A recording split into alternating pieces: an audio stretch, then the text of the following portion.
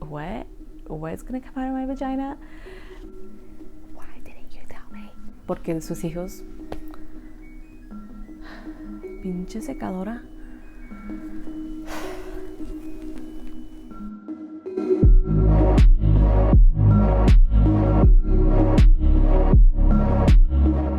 Everything that I will be mentioning in this video are things that I learned or that I know about because I experienced it.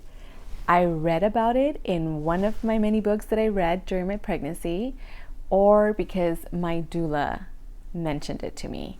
None of these things were mentioned to me by any of my friends or any of my family members that have kids. Mis tías, mis primas y mis cuñadas que tienen hijos, nadie me dijo. No sé por qué. No sé si es porque se les olvidó, but I'm here to tell you these things. Okay, guys, the first thing on my list is kind of TMI. Como que mucha información personal que no quieren saber de mí, pero pues estás mirando este video, you're watching this video, so you're gonna know. So first on my list is passing gas. I know.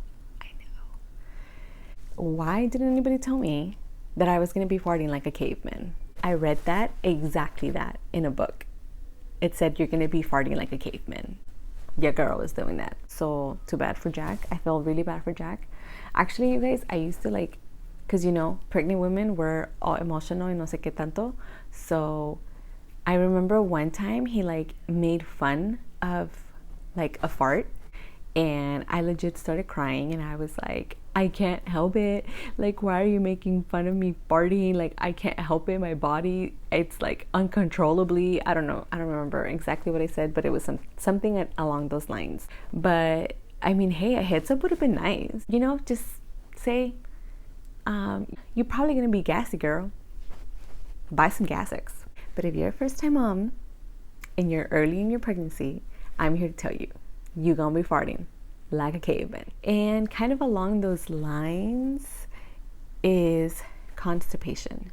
Nobody told me that pregnant women are constipated all the time. Some are not. O sea, ¿por qué nadie me dijo que pues no puede ir uno al baño? ¿Por qué no me dijeron come ciruelas? No es cierto. I already have digestive issues, so it was why? And along those lines, I felt her kick in my butt. I swear, I was sitting down and she kicked, and it I felt it in my butt. And it was not painful, but it was just uncomfortable because you're just oh, what? Wait, should you be there? I don't understand. Where's your foot? Get your foot out of there. Okay, the next thing is lightning crotch. No sé ni cómo traducir eso en español. I really do not know how to explain it in Spanish, so I'm not even gonna try. It's this sharp pain inside your pelvic area. It just catches you off guard because you could be washing dishes or sitting down, and all of a sudden you have this pain, and you're just whoa, what was that? What's happening? So yeah. Next on the list is Braxton Hicks. They're contractions, but not really. I think people also refer to it as false labor or fake labor because they feel like contractions, but they're not intense and they're not painful. And usually, if you move your position, if you're sitting and you stand or start walking, it'll go away. And they usually just go away on their own anyway. But okay, the next thing is the mucus plug. It sounds gross, right? Well, apparently it is gross. I never saw my mucus plug. Thank God. I probably would have gagged, or I probably would have puked actually. But it's literally, from what I read, because again, I didn't see mine, and I'm not going to look up images. You can look up images if you want, pero yo no. Lo que leí en mis libros es que el mucus plug es como un big booger. A big, nasty booger. It comes out of your vagina. So the mucus plug serves a great purpose, but it's disgusting and It has to come out, I guess, at some point. I never saw mine, so I don't know, but that's nasty. You know what else is nasty? This next thing I'm going to share, the bloody show, which sometimes people confuse with the mucus plug because it's kind of the same thing, or it looks like the same thing, but it's just bloody. It's red. And not everybody gets a bloody show. I didn't get a bloody show. So I didn't see my mucus plug, or I didn't get a bloody show. So not everybody gets it. So don't get freaked out. If you're pregnant, do not get freaked out, but know that it can happen. So now we're going to move to the next category, which is labor and delivery. So the first one is the side effects of an epidural. First of all, I watched a lot of labor and delivery videos during my pregnancy, and for the women that took an epidural, none of them mentioned any side effects. And maybe none of them had any side effects. I don't know, but if they did, they didn't share that. What I saw in their videos was they got the epidural and then they were like in the clouds, pain-free, they were able to sleep, they were doing their makeup. However, I didn't experience that blissful moment. I actually got the complete opposite. Well, not really, not the complete opposite, because I was completely numb. I didn't feel a thing. And I know that for some women, they can actually still feel contractions on one side of their body. So I'm going to say that that's the complete opposite of blissful. But I was uncomfortable for the entire time. And the reason for that is because my body was like shaking, trembling uncontrollably. Like I could not calm my body down. It was like trying to meditate, not really meditate, but just like focus on my breathing. And I was hoping that by doing that, the trembling or shaking would go away, or would at least like subside, but it didn't. It was like nonstop. Even when I was able to fall asleep, I would wake up because of the shakiness. Like I would even feel like my eyes like jittery, like it was something else. And when I mentioned it to the nurses, they were like, oh yeah, that's normal. And I'm like, what? How is this normal? Like, what? Another thing that no one told me about getting an epidural, eventually your doctor wants the epidural to wear off, because, and it makes sense, because they want you to have some control, some or all control of your lower body so that you're able to push. And even my doctor did say that, because I think towards the end, when I was already like 9 centimeters, the epidural started to wear off, and I was like, oh my God, I feel a contraction. My doctor was in the room, and he said, yeah, it's okay, because we want you to be able to feel like you're pushed, and we want you to be able to feel what you're doing down there. The next thing is Pitocin. Pitocin is a synthetic version of oxytocin.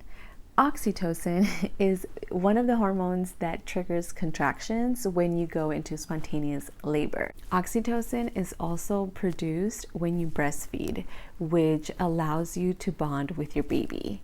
Now, research has shown that women who get Pitocin during their labor will produce less oxytocin while breastfeeding. So it can affect your breastfeeding experience. I was having a really hard time filming this next part because I could not get my thoughts together. So I'm doing a voiceover because I think I can get it across a lot better. Another thing that Pitocin does is it can cause your contractions to be closer together, and it can also make them more intense, which will then make your contractions a lot more painful. That can also lead to putting your baby in distress, because your baby does not have enough time to recover from the contractions.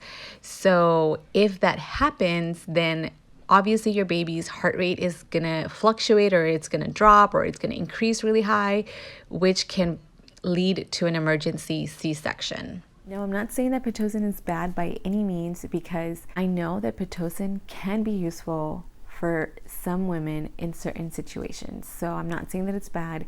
I'm just sharing what I didn't know. When I mentioned to some of my friends that have had babies, first of all, some of them could not even pronounce Pitocin, or did not know what Pitocin really was. They just knew that it helped with speeding up their contractions or speeding up their labor.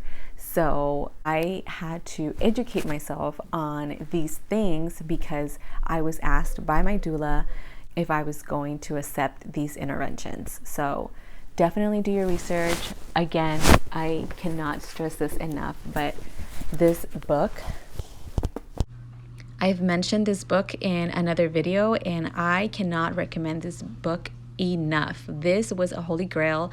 I wish I would have gotten my hands on it way earlier in my pregnancy, but this was a really great resource for me to do my research on these things that I'm talking about, like Pitocin and the epidural and stuff.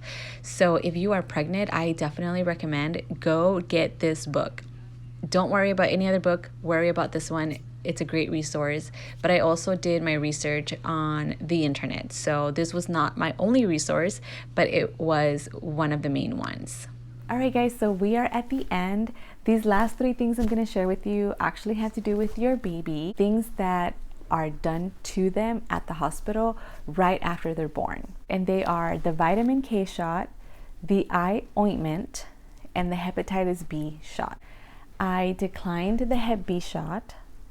The vitamin K I did agree to, and the eye ointment, my original plan was to have the eye ointment put on her after I fed her. However, things don't always go as planned, so that did not happen in my case, but that was my original plan. And that is just my preference. You have your preference. Please do your research. Do not go based off what I did or what I am saying. This is just what I was comfortable with and what I felt was best for my baby and me, actually. So that's it for this video. Thank you guys so much for watching. I hope you enjoyed. I hope that if you are pregnant, you learned something new today and that I've encouraged you to do some research. Don't forget to like, comment, share, subscribe, do all the things, and I'll see you next week in my next video. Bye.